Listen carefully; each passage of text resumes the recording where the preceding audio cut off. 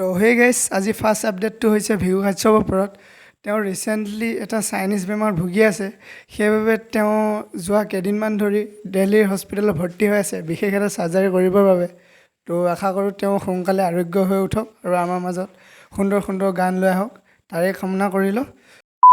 তো গাইছ আজি ছেকেণ্ড আপডেটটো হ'ল টাইপন মিউজিকৰ ওপৰত ৰিচেণ্টলি কৰণ দাসৰ যিটো ছং আছিল মাছুব ছং সেইটোৱে ৰিচেণ্টলি 2 মিলিয়ন ছাবস্ক্ৰাইবাৰ গোটাবলৈ সক্ষম হৈছে ফাৰ্ষ্ট অফ অল তেওঁলোকক কংগ্ৰেচুলেশ্যন জনাইছোঁ ইয়াৰ ওপৰতে ৰিয়েকশ্যন কৰি তেওঁলোকে এই বুলি লিখিছে যে and it's 2 million thank you so' much তো গাইছ আজি লাষ্ট আপডেটটো হ'ল বিকাশ চেত্ৰীৰ ওপৰত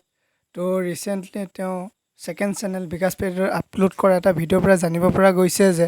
তেওঁ আৰু নীলোৎপল চলিহাৰ লগতে কেইবাজনো ইউটিউবাৰক ঈশান নিউজ চেনেলত তেওঁলোকক আমন্ত্ৰণ জনাইছিল তো ফাৰ্ষ্ট অফ অল তেওঁলোক সকলোকে কংগ্ৰেছ জনাইছোঁ তো তেওঁলোকে যাতে আগলৈ এনেকুৱা ভাল কাম কৰি যায় আৰু আগলৈ যাতে অসমৰে নহয় বাহিৰৰ যাতে ৱৰ্ল্ডৰ চেনেলত যাব পাৰে তাৰে কামনা কৰিলোঁ